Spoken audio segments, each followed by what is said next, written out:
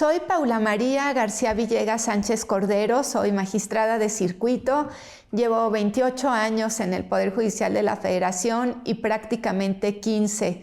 El 1 de diciembre de 2025 cumplo 15 años como juzgadora federal, entre jueza de distrito y magistrada de tribunal colegiado de circuito. Y les quiero hablar en voces jurídicas de un tema que para mí es importante, que es el derecho humanitario. ¿De dónde surge? ¿Por qué surge? ¿Cuál es la función de la Cruz Roja Mexicana? ¿Qué hacen los organismos internacionales de derechos humanos en relación con el derecho humanitario? Y la respuesta que en la actualidad dan estos organismos internacionales. Entonces, comencemos. El derecho humanitario está relacionado con el derecho también, lamentablemente, a la guerra, si es que hay un derecho a la guerra o la intervención que tiene un país en cuestiones bélicas. Y hay límites y mínimos que se tienen que respetar cuando hay una cuestión bélica, una cuestión armada. Uno de ellos es que no se puede un país soberano, una nación, meterse con la sociedad civil. No pueden tampoco, por ejemplo, evitar que entre la ayuda humanitaria, porque si no se le conoce como crímenes de lesa humanidad y no pueden haber crímenes de lesa humanidad. Hay crímenes de lesa humanidad cuando no permiten la ayuda humanitaria en términos de comida a la sociedad civil o que no entren tampoco la ayuda médica. Ese es otro crimen de lesa humanidad y meterse, como decía, con la sociedad civil, esencialmente. Y cuando hay una intervención bélica de una nación soberana a otra nación soberana, además de que debe de existir una justificación reforzada, sobre todo, y tiene que ser proporcional la respuesta. No puede ser una respuesta desproporcional o que acabe con todo un país. Y hablarles un poquito esto desde la Primera Guerra Mundial surge también como parte de la protección a la sociedad civil.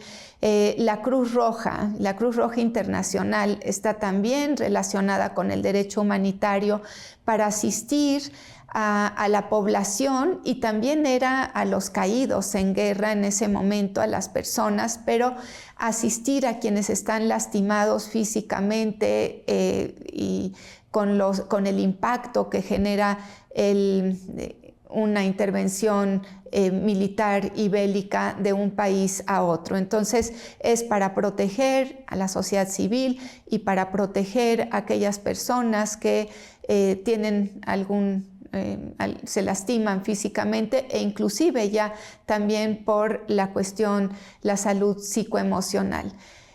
Hablarles ahora de la Segunda Guerra Mundial y qué sucedió después de la Segunda Guerra Mundial y de los crímenes atroces que se dieron, que son por todos conocidos. Surgen movimientos de derechos humanos y de protección a estos derechos fundamentales, como del sistema, se le conoció como Bretton Woods System, y también organismos internacionales de Fondo Monetario Internacional, también estabilizar la cuestión económica, se le conocía como una nueva era económica después de esta Segunda Guerra Mundial, pero igualmente cada nación tiene el mismo peso. El impacto que Naciones Unidas tenía para la estabilidad mundial de todo el contexto de las naciones, el concierto de las naciones y el hecho de darle voz en Naciones Unidas a todos los países en forma igualitaria, pues implicaba una cierta estabilidad. Tiene un impacto, estamos viviendo tiempos distintos, sin duda alguna. Se está reconfigurando en este primer cuarto del siglo XXI la cuestión económica, cómo se perfila el mundo después de que concluimos los primeros 25 años del siglo XXI, y también en el aspecto de qué hacen los organismos internacionales que protegen derechos humanos dentro de Naciones Unidas, como es ONU Mujeres, como es UNICEF, y también en otras áreas que es la cuestión ambiental, la cuestión de protección a la cultura, que es otro bien, un derecho humano intangible muchas veces, que la guerra destruye en su totalidad países que son un referente a la cultura internacional. Entonces, esa es la esencia del derecho internacional humanitario. Y vamos a ver en las próximas décadas esta recomposición o cuál es la función de los organismos internacionales como Naciones Unidas en el derecho a la paz, porque igualmente existe un derecho a la paz, un derecho a la estabilidad, un derecho al crecimiento económico sostenible y al ambiente. Todos los derechos humanos están interrelacionados.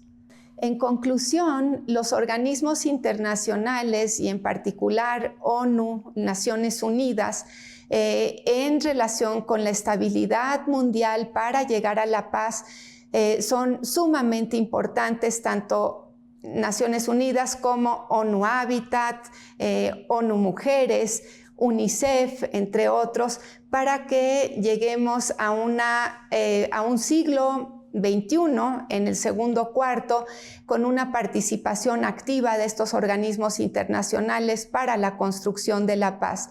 De otra manera, habrá que reconfigurarse lo que es el derecho humanitario a través de los organismos internacionales para la protección de sociedades civiles completas en aquellos lugares en donde lamentablemente existe guerra, que son muchos focos rojos que tenemos en la actualidad en distintas partes del mundo.